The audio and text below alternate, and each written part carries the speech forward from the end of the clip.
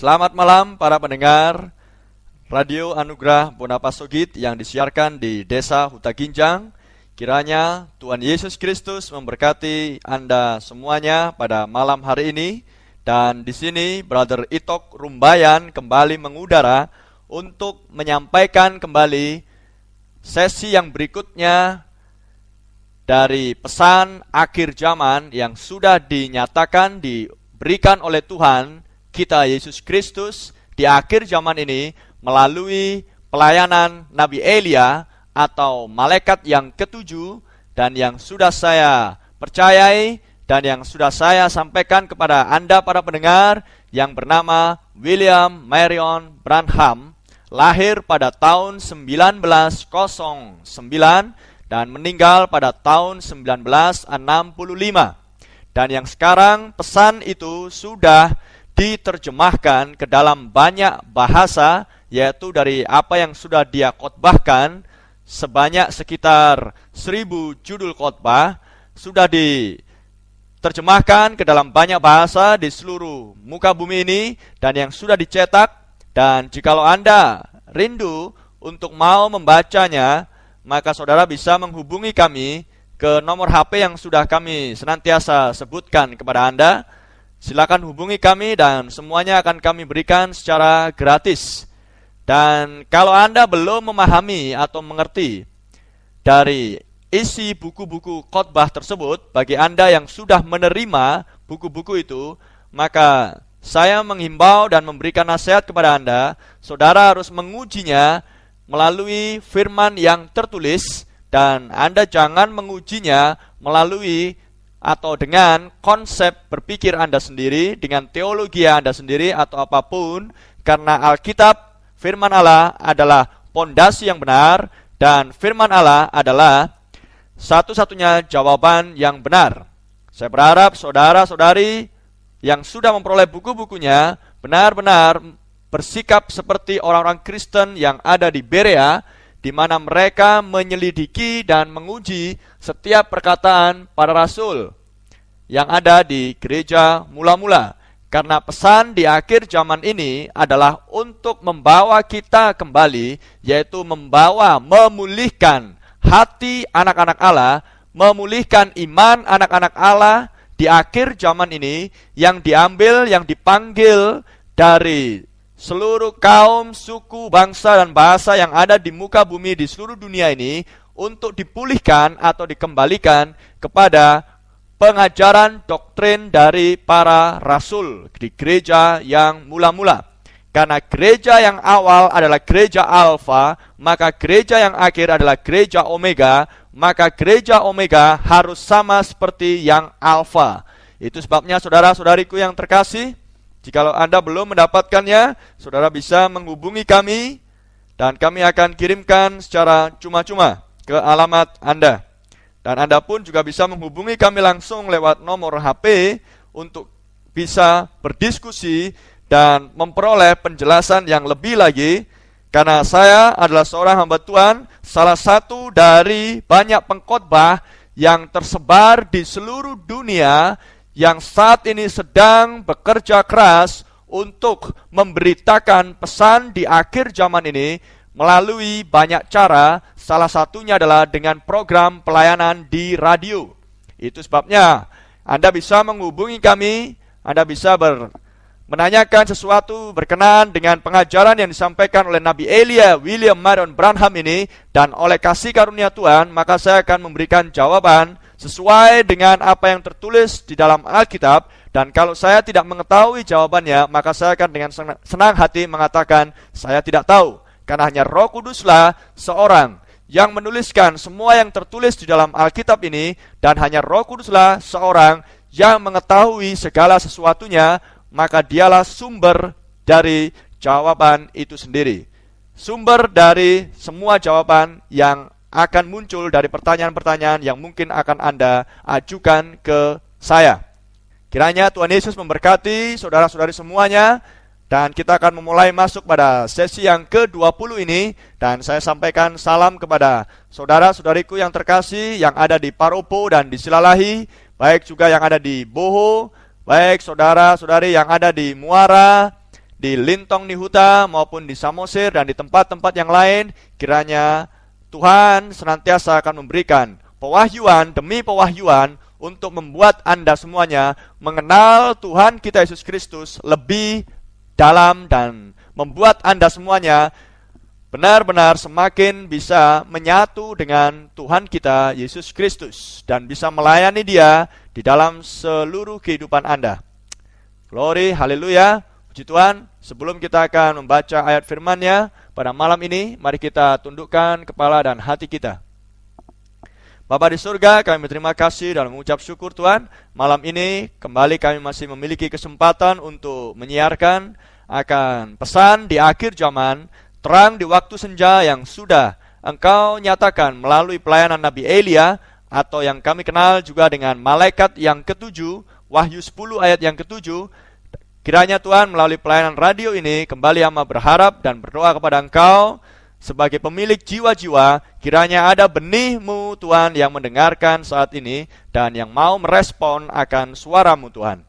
Karena pesan di akhir zaman ini adalah untuk memanggil dan menyatukan dan mengumpulkan akan mempelai wanita-Mu yang tersebar di seluruh pelosok muka bumi ini di akhir zaman ini, untuk membuat firman-Mu menjadi genap seperti yang tertulis di Ibrani 11 ayat yang ke-40, tanpa kami mereka semua tidak sempurna, di mana Engkau sudah menjelaskan kepada kami melalui terang di waktu senja, melalui terang firman yang disampaikan oleh Nabi-Mu di akhir zaman Elia ini, bahwa tanpa mempelai wanita-Mu yang hidup di akhir zaman, maka mereka semua, ya orang-orang kudus yang hidup di zaman-zaman yang sebelum kami, mereka semua tidak mencapai kesempurnaan. Sebab inilah zamannya ketika Engkau, ya Tuhan, akan membawa dan sedang memulihkan gereja-Mu, umat pilihan-Mu, untuk kembali kepada pondasi yang benar yang sudah diletakkan oleh Rasul besar Paulus, satu-satunya Rasul yang sudah Engkau pilih dan tetapkan sendiri untuk menjadi Rasul bagi bangsa di luar Israel. Dan dialah seorang yang sudah banyak menuliskan dan yang kami kenal sekarang dengan perjanjian baru. Itu sebabnya ya Tuhan, kami mohonkan kiranya ada benih-Mu akan merespon suara-Mu pada malam hari ini Tuhan Yesus. Dan tanpa kami mereka semua tidak sempurna, sebab di zaman akhir inilah Tuhan, kami percaya melalui pelayanan Nabi Elia, Engkau mengirimkan penafsiran yang benar akan firman-Mu, seperti yang sudah Engkau tuliskan di kitab Korintus melalui Rasul Paulus, bahwa jika yang sempurna tiba, maka yang tidak sempurna akan lenyap. Dan Engkau akan membawa umat pilihan-Mu di akhir zaman ini bukan lagi mereka yang berpikir kanak-kanak, tetapi yang berpikir dewasa. Karena hanya orang dewasa yang akan bertemu dengan Engkau di pertemuan di udara pada saat Engkau, ya Tuhan, akan datang untuk yang kedua kali untuk mengambil akan mempelai wanita-Mu, supaya dengan demikian Engkau akan sanggup mencurahkan akan murka-Mu ke atas muka bumi ini. Karena selama mempelai wanita-Mu masih ada di muka bumi, maka masih ada yang menahan. Itulah yang tertulis di 2 Tesalonika pasal yang kedua Tuhan.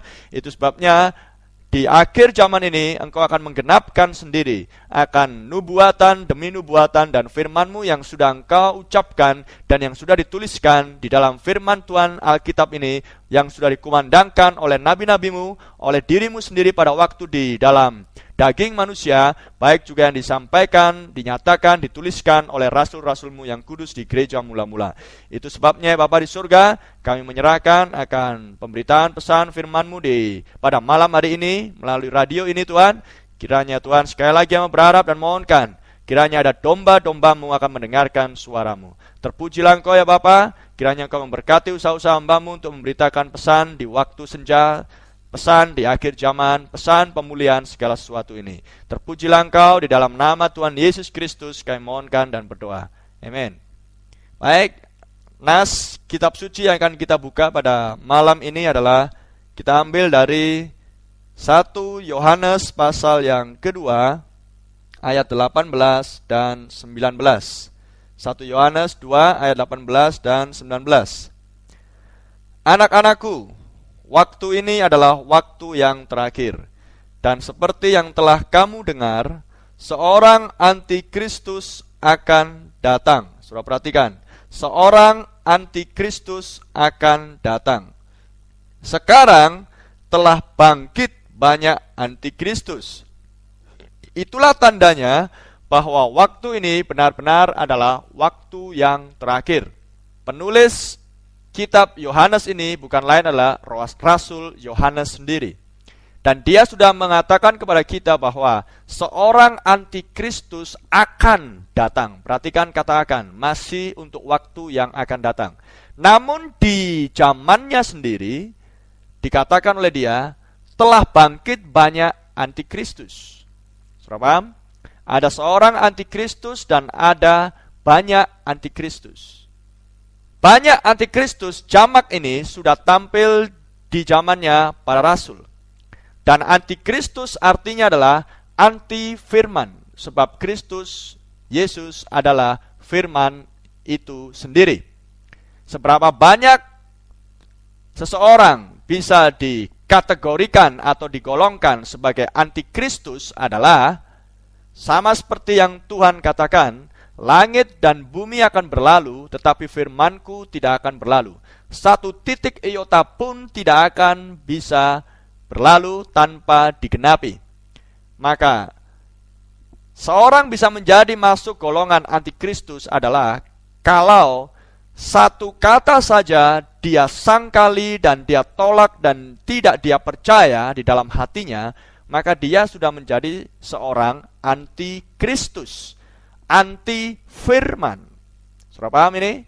Itu sebabnya pesan di akhir zaman dikumandangkan di akhir zaman adalah untuk memberikan sebuah kepastian, penafsiran yang benar dimiliki oleh seorang mempelai wanita.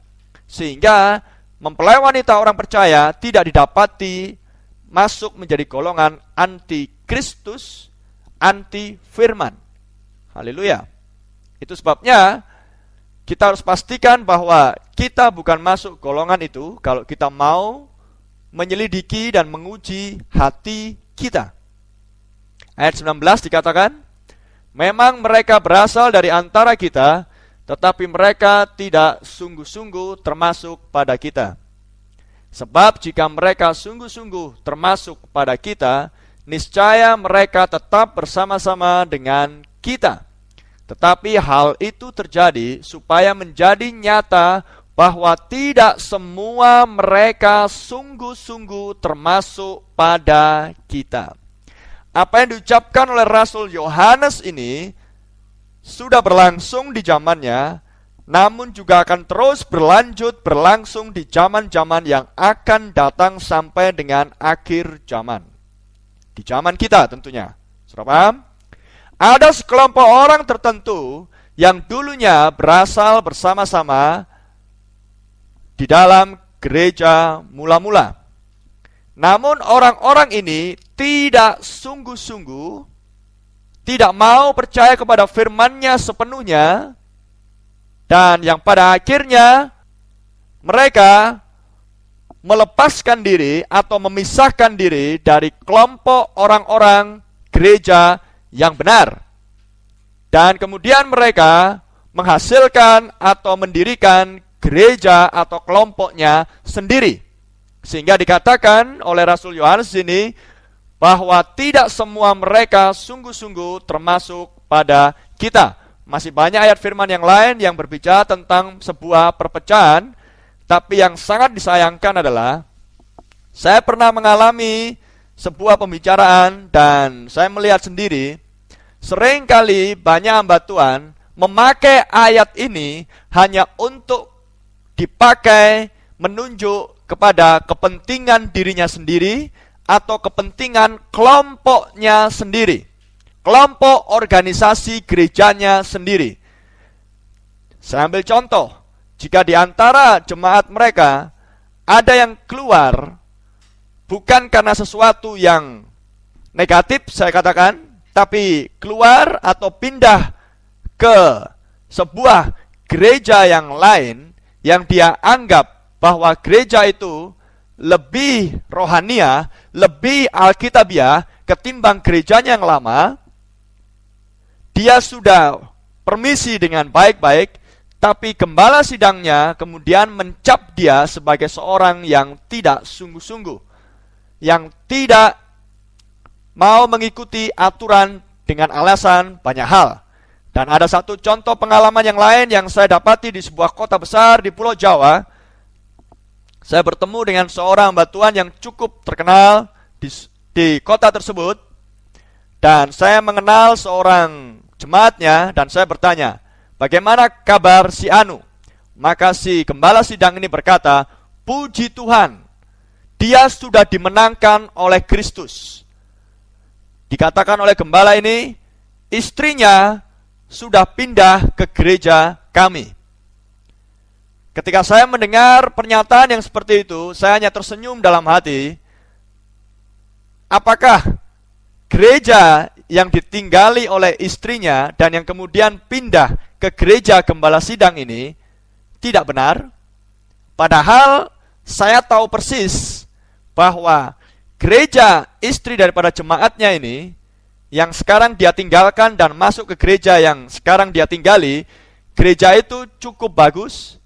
Bahkan jika dibandingkan dengan gereja si hamba Tuhan yang terkenal ini, maka si hamba Tuhan ini pun tidak cukup bagus pelayanannya ketimbang gereja yang ditinggalkan oleh istri jemaat tadi. Sama-sama Pentakosta, sama-sama karismatik, tapi berani mengatakan dia sudah dimenangkan oleh Tuhan hanya gara-gara dia sekarang berjemaat di tempat dia. Saudara bisa melihat di sini, itu hanya baru satu kasus. Belum lagi banyak kasus yang lain yang saya alami sendiri dan yang saya lihat. Hal itu hanya menunjukkan betapa dangkalnya pengenalan seorang hamba Tuhan terhadap firman Allah. Tidak memiliki cukup pengetahuan untuk sanggup menempatkan ayat-ayat firman tepat pada posisinya, tepat pada waktunya. Jikalau saudara membaca ayat ini, ayat 18 dan 19 ini bukan menunjuk kepada sebuah penerapan secara pribadi atau kelompok tertentu, tapi ini menunjuk kepada apa yang sudah berlangsung di zaman gereja mula-mula dan apa yang akan terjadi di zaman-zaman yang akan datang. Jadi ini bukan menunjuk, sekali lagi saya katakan, ini bukan menunjuk kepada sebuah kelompok tertentu atau kelompok yang lain atau untuk kepentingan pribadi, tapi ini menunjuk kepada apa yang sudah terjadi di zaman gereja mula-mula dan yang akan terus berlanjut di zaman-zaman yang setelah itu sampai dengan akhir zaman ini.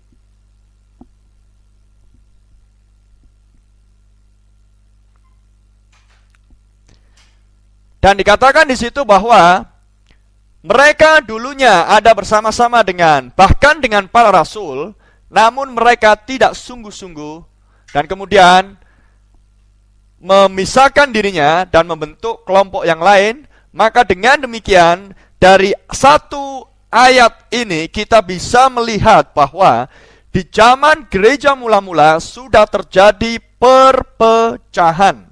Dan perpecahan itu diakibatkan oleh bukan karena orang-orang pilihan, bukan karena para rasul melakukan sesuatu tindakan atau pengajaran yang sesat, tapi oleh karena orang-orang tadi yang memisahkan diri dari pengajaran para rasul, mereka memang orang-orang yang tidak sungguh-sungguh dan mereka memang bukan dari golongan domba-domba, namun mereka dari golongan pengikut si iblis, namun yang berpegang juga memegang Alkitab sebagai dasar dari apa yang hendak mereka kerjakan.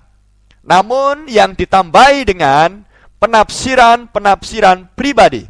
Itulah sebabnya Rasul Yohanes, juga Rasul Paulus, Rasul Petrus, dan Yudas pun mengatakan bahwa mereka adalah anti-Kristus, anti-firman. Sebab kita tahu bahwa menurut Yohanes pasal yang ke-17 dan menurut ayat firman yang lain, Tuhan Yesus Kristus sendirilah yang menetapkan ke-12 rasulnya dan kepada mereka dipercayakan pelayanan pemberitaan pendamaian Sehingga bagi mereka yang hidup di zaman para rasul, bagi mereka yang hidup di zaman-zaman setelah para rasul meninggal, bagi mereka, bagi saudara yang hidup di akhir zaman, jika kita percaya kepada pemberitaan para rasul yang sudah ditetapkan sendiri oleh Tuhan Yesus, jika kita percaya kepada pemberitaan dan doktrin dan ajaran yang mereka sampaikan, maka kita akan mengenal Yesus Kristus dengan benar, bukan hanya mengenal, tapi juga dibuat menjadi satu, sama seperti Yesus dan Bapanya menjadi satu. Haleluya. Kita disatukan di dalam firman yang disampaikan oleh hamba-hambanya, yaitu rasul-rasul yang kudus. Itulah sebabnya ketika para rasul sudah melihat bahwa terjadi perpecahan dari kelompok orang-orang yang tidak sungguh-sungguh mau mengikuti firman Tuhan ini, maka itulah sebabnya terjadi penyelewengan, terjadi penyimpangan dari apa yang sudah diletakkan oleh Rasul Paulus. Dia seorang yang sudah meletakkan pondasi itu, yang adalah Yesus Kristus. Pondasinya adalah pengajaran para rasul dan para nabi. Maka itulah sebabnya, karena terjadi penyimpangan dan penyelewengan, maka Tuhan sudah menjanjikan di kitab Yoel pasal yang kedua, dan di kitab Maleaki, dan di kitab Matius pasal 17, Markus 9, dan di banyak ayat yang lain, Tuhan menjanjikan akan mengadakan sebuah pekerjaan pemulihan segala sesuatu, yaitu dengan cara Dia mengutus Nabi Elia untuk tampil di akhir zaman. Saudara paham yang saya maksudkan? Dan saya berharap saudara bisa memahami hal ini. Jadi pekerjaan pemulihan hanya dikerjakan oleh Tuhan melalui pelayanan Nabi Elia.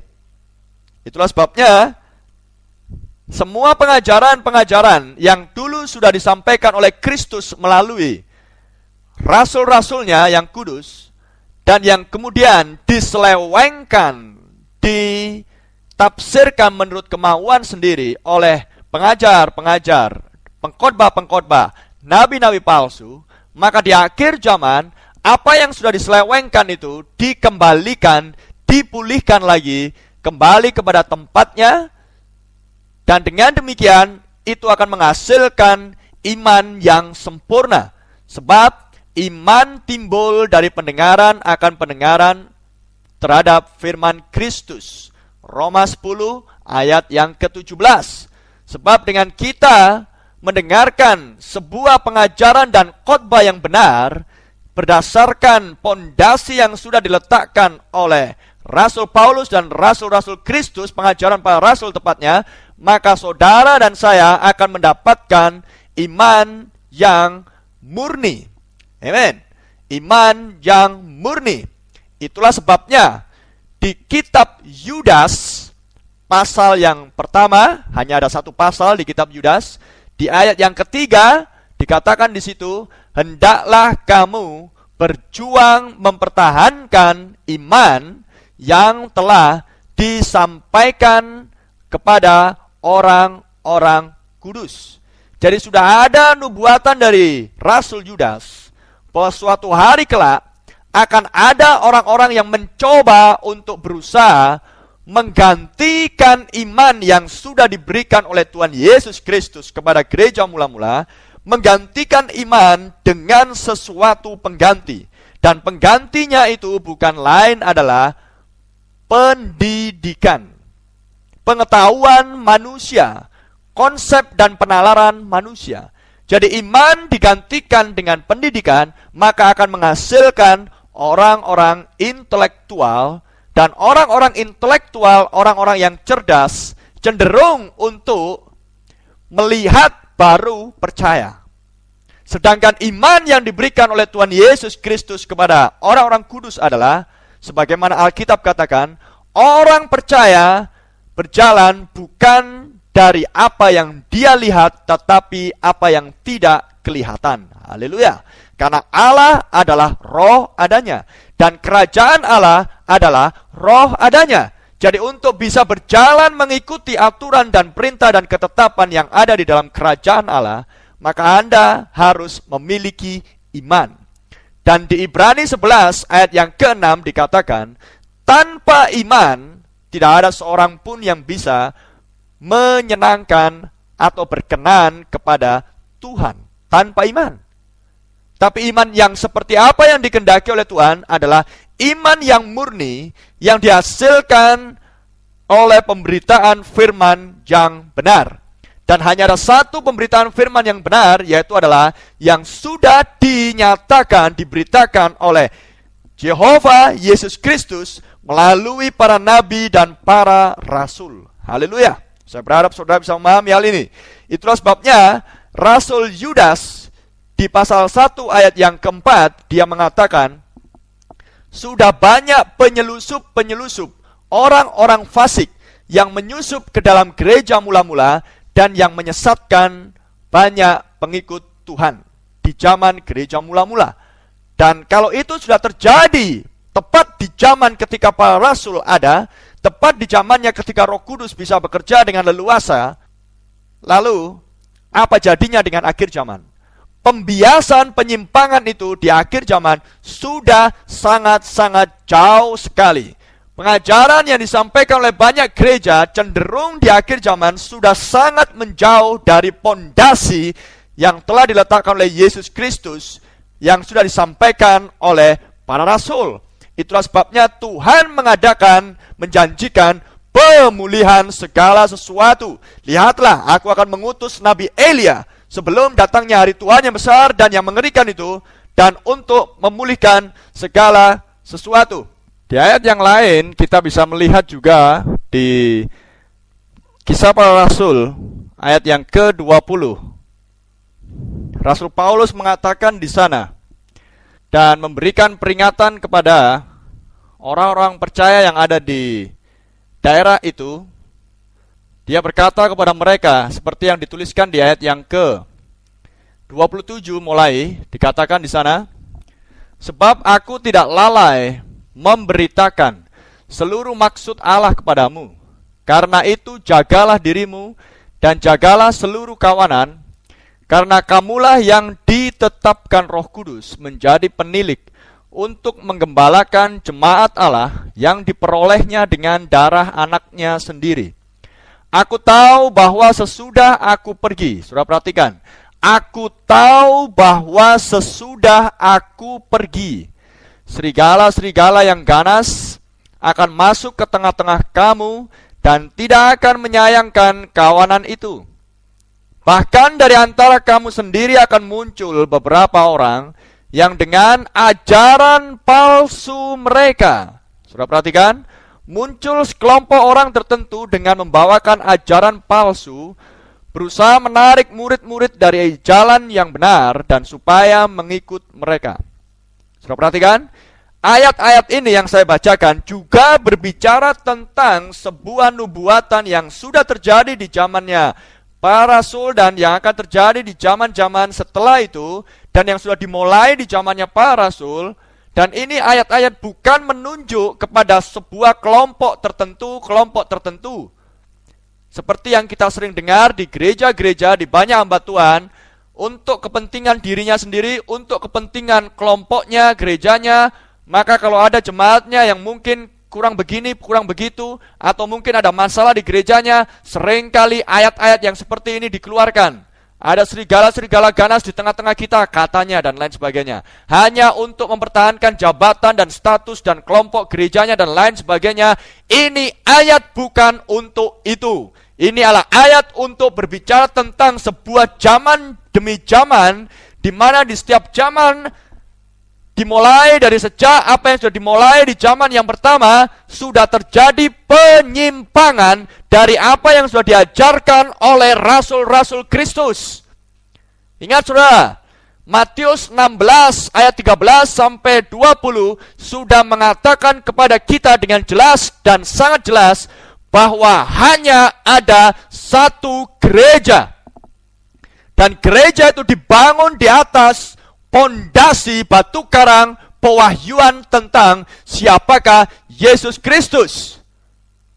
Tapi tadi sudah saya katakan, iman atau pewahyuan itu sudah dicoba orang di zaman-zaman awal untuk digantikan dengan pengetahuan melalui pendidikan yang menghasilkan orang-orang pandai, intelektual, cendekiawan, dan mereka cenderung untuk tidak mau percaya kepada firman Tuhan sepenuhnya, selain kalau itu sudah dinalar dan dikonsep dengan sebuah bentuk pengetahuan dan pendidikan, sehingga menghasilkan sekolah-sekolah, sarjana-sarjana. Tuhan tidak butuh sarjana. Tuhan butuh hati yang mau percaya kepada firman-Nya yang tertulis. Dan itulah yang Tuhan maui, yang sudah Dia mulai dari sejak zaman yang awal, namun yang gagal di Taman Eden. Tapi Tuhan datang untuk menebus apa yang sudah hilang dari Taman Eden, dan itu juga yang sudah dimulai di dalam diri rasul-rasul yang kudus. Sudah paham ini? Tuhan tidak butuh pendidikan dan pengetahuan Anda dan saya. Tuhan butuh kerendahan hati untuk mau tunduk dan percaya kepada firman-Nya yang tertulis. Jangan tambah, jangan kurang. Saya tunjukkan kepada Anda semuanya. Tolong tunjukkan siapa di antara para rasul yang adalah orang-orang pandai dan cendekiawan. Hanya ada 2 rasul di sana. Rasul Lukas, seorang tabib, dan Rasul Paulus, seorang teolog besar di zaman itu, yang diasuh dan yang dididik sendiri oleh profesor teologi di zaman itu, Gamaliel. Tapi apa yang terjadi dengan kehidupan Rasul Paulus ketika cahaya terang tiang api Yesus Kristus datang kepada dia? Maka dia berkata, aku melepaskan dan meninggalkan dan menanggalkan semua pengetahuan yang kudapatkan dulu dari kelompok Farisi. Sudah paham? Dan dia anggap semuanya sampah.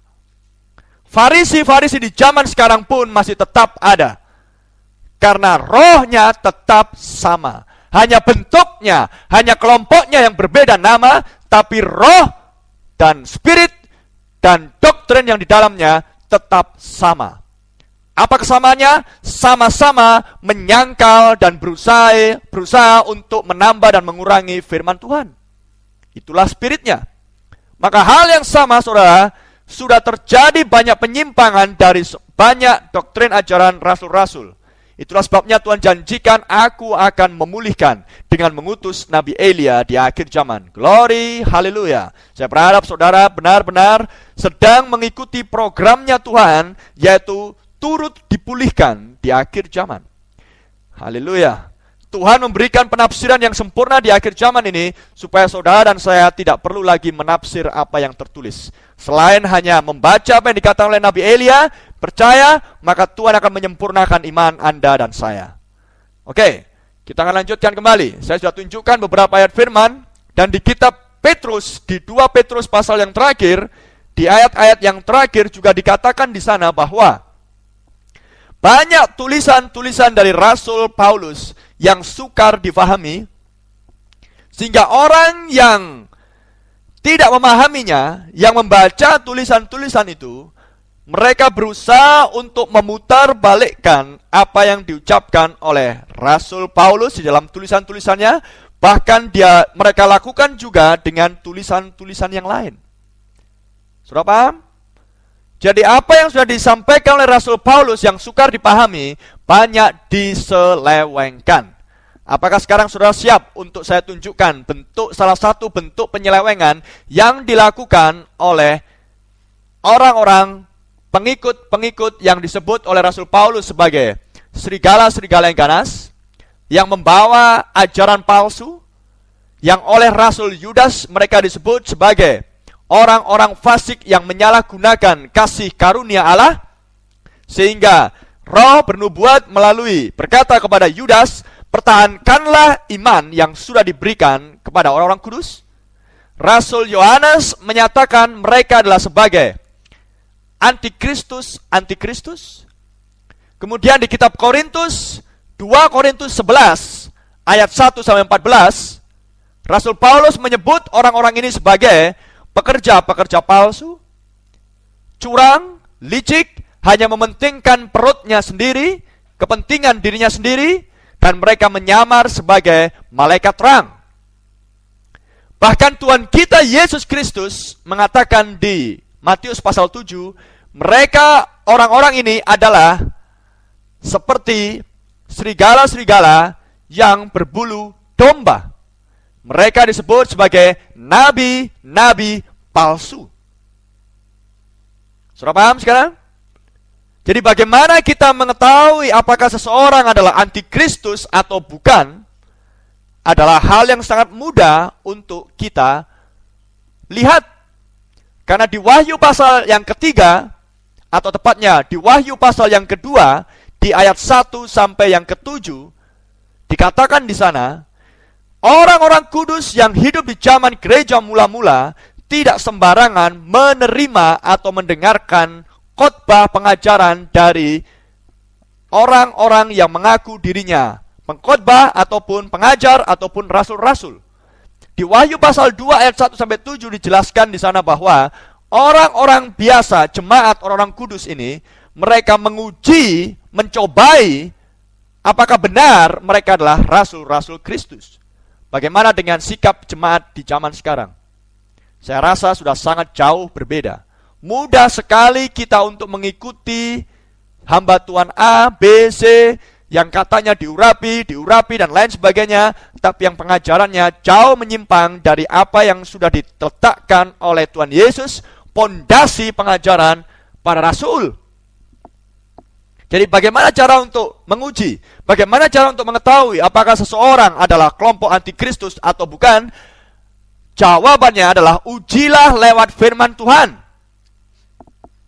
Dan Tuhan Yesus Kristus di Matius 7 sudah berkata, dari buahnya lah kamu akan mengenal siapa mereka.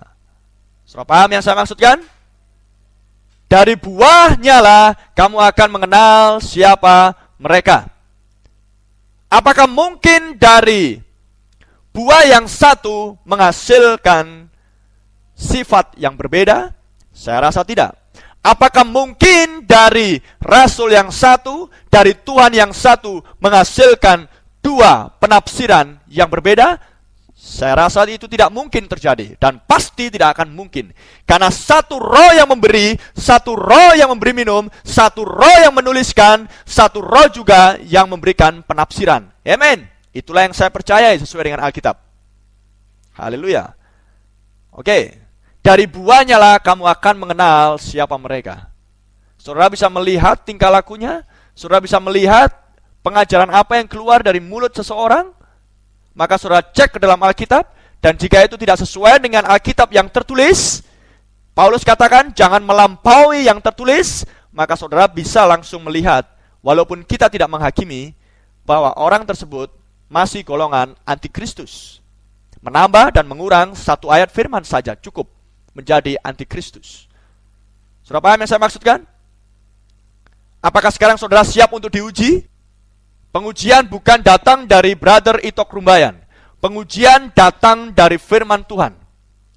Bahkan saya sendiri pun perlu diuji. Haleluya. Saya tidak ingin menjadi munafik di hadapan saudara. Tapi saudara pun sekarang sudahkah siap untuk diuji? Apakah Anda termasuk golongan antikristus atau di luar antikristus dan menjadi golongan orang-orang kudus yang dilahirkan kembali dan yang dibaptis oleh satu roh untuk masuk ke dalam satu tubuh Kristus? Saudara siap malam ini? Baik, saya akan tunjukkan kepada Anda.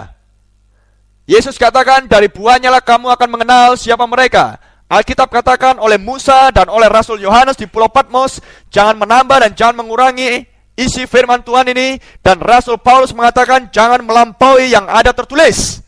Haleluya. Maka apa yang mau saya sebutkan di sini?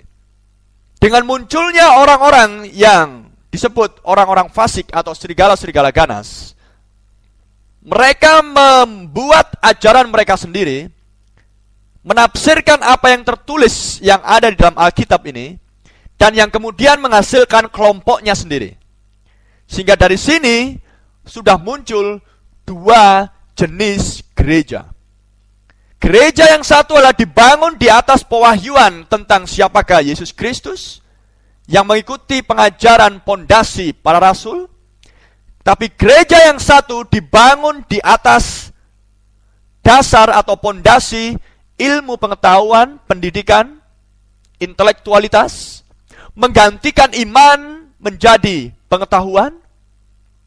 Gereja yang satu ini mendasarkan kepada kredo dan dogma, tapi gereja yang benar, yang murni, haleluya, berdasarkan kredo perjanjian baru yang ada di Kisah Rasul, dan kredonya adalah apa yang diucapkan oleh Roh Kudus melalui mulut Rasul Petrus pada saat dia berkhotbah di Serambi Salomo.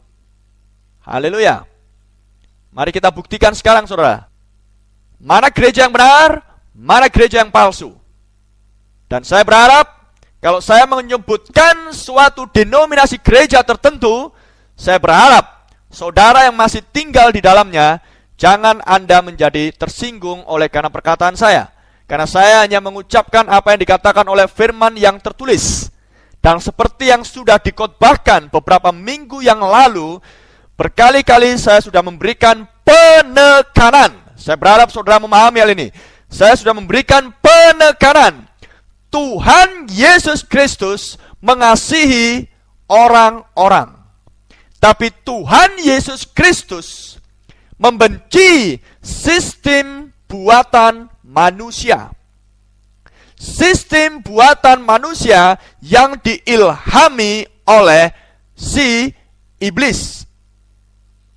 Yang dibangun di atas dasar pendidikan dan pengetahuan, bukannya pewahyuan atau iman. Berkali-kali saya sudah katakan juga bahwa Tuhan Yesus memiliki domba-dombanya, memiliki orang-orangnya yang ada di Mesir, yang ada di Babel, dan yang sekarang kita harus terapkan itu secara rohaninya. Bukankah Israel dahulu berada di Mesir? Amen, saudara? Tuhan membenci sistem Mesir. Tapi Tuhan memberikan kesempatan kepada Fir'aun dan orang-orang Mesir untuk bertobat, mau menerima Yehova sebagai Tuhan mereka, dengan cara Tuhan mengutus Nabi Musa untuk membebaskan umat Israel dari perbudakan Mesir. Tapi apakah orang Mesir, Fir'aun, mau bertobat? Mereka tidak mau bertobat. Jadi dengan demikian, maka Tuhan punya alasan untuk membinasakan Fir'aun dan orang-orang Mesir dan sistem Mesir. Orang-orang Mesir menjadi penyembah berhala. Mereka menjadi keliru, memiliki konsep yang keliru tentang Sang Pencipta oleh karena sistem Mesir yang diilhami oleh setan sudah ada di dalam hati mereka. Saya ambil contoh yang lain lagi. Tuhan mengasihi orang-orang. Ketika Israel masuk ke dalam perbudakan di Babel, Tuhan masih memberikan kesempatan kepada Nebukadnezar dan orang-orang Babel supaya mereka mau bertobat, mau mengikuti Tuhan Allah yang disembah oleh Israel. Tapi pertanyaannya, apakah mereka mau menerima? Mereka tidak mau menerima. Mereka justru menolak Tuhan Allah yang disembah oleh Israel. Dan dengan demikian, Tuhan punya alasan untuk membinasakan sistem kerajaan Nebukadnezar dengan Babelnya. Dan menyelamatkan orang Israel dari murka itu dengan cara membebaskan mereka dari Babel. Saudara paham? Hal yang sama terjadi di zaman Tuhan Yesus ketika dia ada di muka bumi. Tuhan mengasihi umatnya. Saudara perhatikan, Yohanes 1 ayat yang ke-89. Tuhan mengasihi umatnya, maka dia datang kepada umatnya. Tapi apa yang Alkitab katakan? Umatnya menolak dia. Umatnya menolak Yehova Mesias yang mereka sedang nanti-nantikan. Yesus Kristus itulah Mesias mereka. Tapi mereka tolak, mereka salibkan, tanpa sadar mereka menyalibkan firman. Sudah paham sekarang? Mereka menyalibkan firman. Tapi Tuhan mengasihi umatnya ini. Tuhan memberikan kesempatan untuk mereka bertobat. Namun pada faktanya, kenyataannya, hanya segelintir orang yang mau mengikuti Tuhan Yesus Kristus. Dombaku mendengarkan suaranya.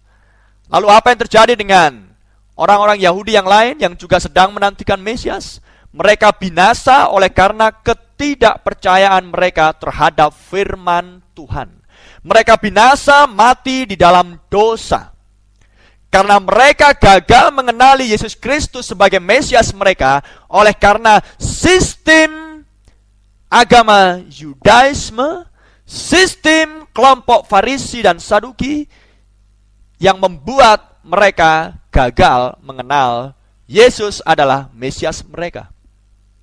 Itulah sebabnya di akhir zaman, saudara, jangan sampai kita mengulangi kesalahan yang sama. Itulah sebabnya Rasul Paulus menuliskan Israel sebagai peringatan bagi kita yang hidup di zaman akhir. Kita akan gagal untuk mengenal Yesus Kristus dengan benar, sehingga kita akan masuk ke dalam pengangkatan menjadi anggota tubuh Kristus yang benar di akhir zaman ini, menjadi mempelai wanitanya. Kita akan gagal mengenal Kristus yang benar kalau kita memiliki konsep yang keliru tentang firman Tuhan. Sudah paham ini? Dan Tuhan mengasihi umatnya. Tuhan mengasihi saudara dan saya. Itulah sebabnya Tuhan kirimkan Nabi Elia di akhir zaman untuk memperingatkan kita supaya kembali kepada apa yang tertulis, yang sudah diajarkan oleh Roh Kudus lewat rasul-rasulnya yang kudus. Memulihkan kita kembali kepada doktrin yang semula. Itulah yang menjadi kerinduan Tuhan. Itulah sebabnya kerinduan Tuhan ada dalam hati saya. Itulah sebabnya kita mengumandangkan pesan di akhir zaman ini lewat radio ini, supaya Anda mendengar. Dan dengan demikian Anda mendapat kesempatan untuk bertobat. Haleluya. Sekarang, saudara, sudah jelas bagi Anda, sehingga Anda tidak akan salah menafsirkan apa yang saya maksudkan. Maka sekarang saya akan tunjukkan. Salah satu doktrin ajaran para rasul yang sudah diselewengkan oleh serigala-serigala ganas adalah doktrin ajaran kredo Roh Kudus yang sudah dikumandangkan oleh Rasul Petrus ketika dia berkhotbah di Serambi Salomo.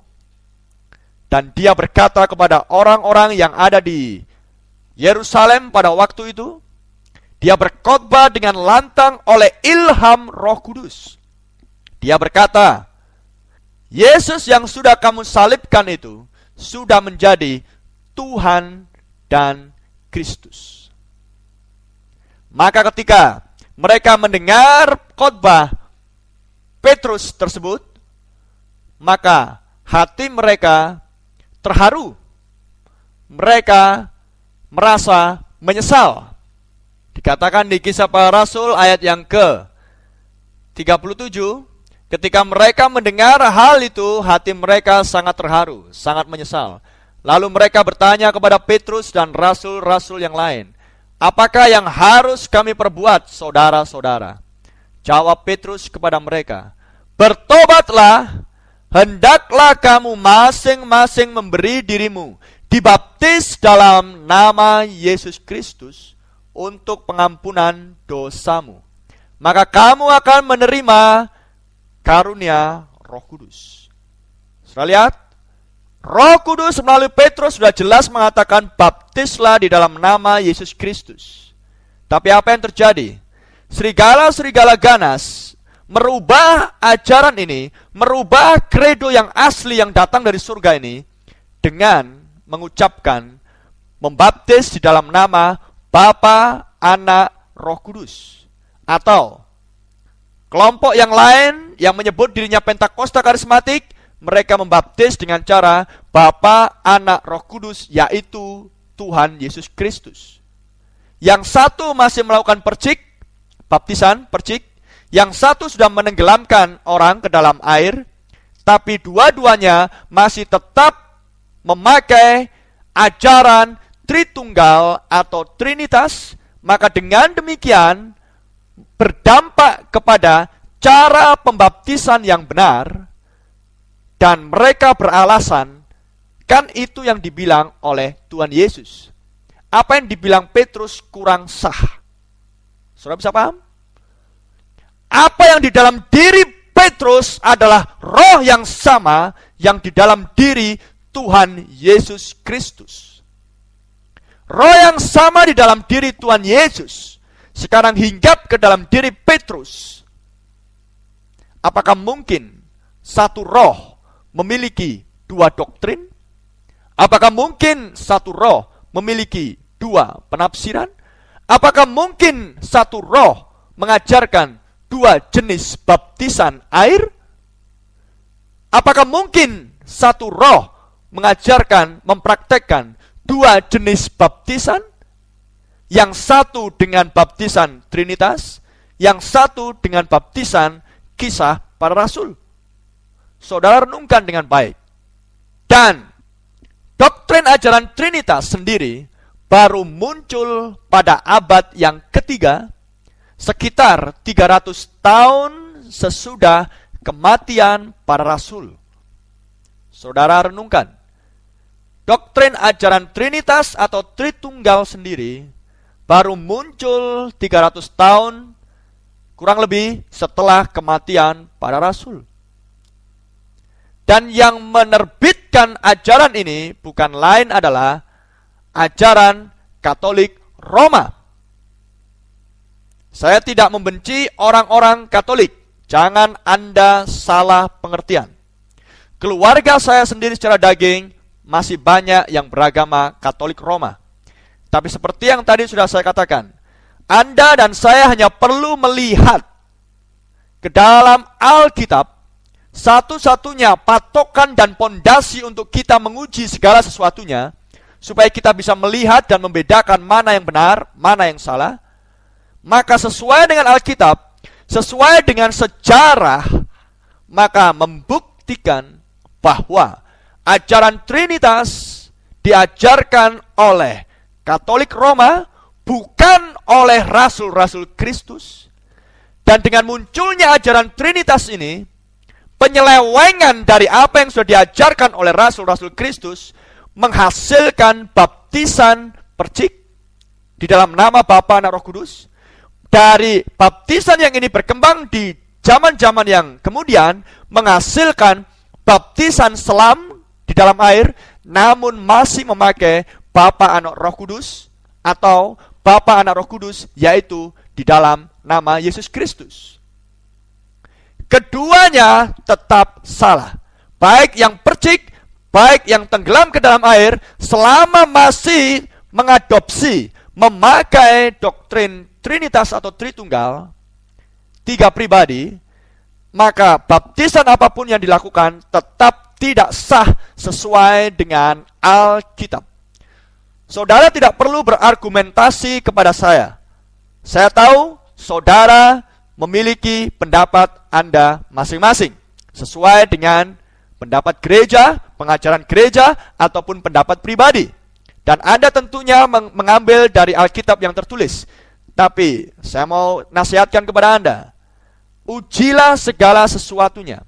Karena Tuhan mengutus Nabi Elia adalah untuk memulihkan firman yang sudah diselewengkan oleh serigala ganas yang menghasilkan ajaran palsu. Dan salah satu bentuk ajaran palsu yang sudah berkembang di dalam banyak gereja sampai dengan akhir zaman adalah ajaran Trinitas atau Tritunggal. Dan saya mau tantang kepada Anda, jangan menambah dan mengurangi Alkitab, dan jangan melampaui yang tertulis di dalamnya. Saya ingin Anda menunjukkan kepada saya di mana tertulis, tercetak di dalam Alkitab Anda, bahwa istilah Trinitas ada di dalam firman Tuhan, bahwa istilah Tritunggal ada di dalam firman Tuhan. Kalau memang tidak ada tertulis di dalamnya, saudara tidak akan pernah temukan dari kitab Kejadian, dari pasal yang pertama sampai dengan kitab Wahyu pasal yang terakhir. Kalau memang tidak ada, marilah kita merendahkan hati di hadapan Tuhan. Karena itulah jalan sikap yang harus dimiliki oleh orang-orang Kristen. Baik, karena waktu kita terbatas, saya tidak akan lanjutkan pembahasan tentang baptisan ini. Kita akan lanjutkan pada sesi minggu yang berikutnya. Mari kita tundukkan kepala kita. Bapa di surga, kami berterima kasih dan mengucap syukur Tuhan.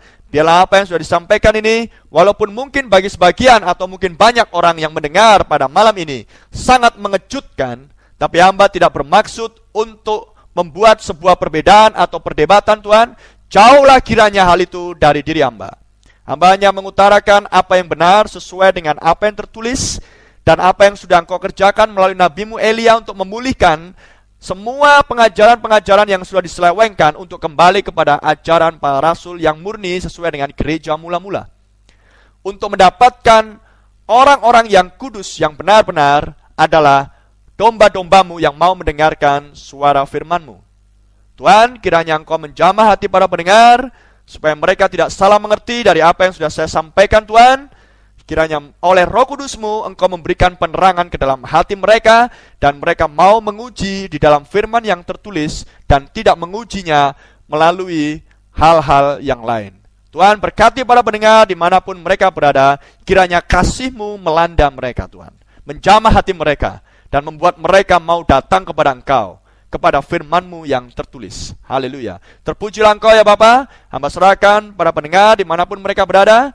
Kami mengucap syukur dan kami berdoa di dalam nama Tuhan Yesus Kristus. Haleluya. Amin. Bagi Anda yang mau menghubungi kami, silakan menghubungi kami di nomor HP 0812 60 22 89 93 0812 60 22 8993 atau di nomor HP 0817 497 4239. Brother Itok Rumbayan di sini. Tuhan Yesus memberkati Anda semuanya.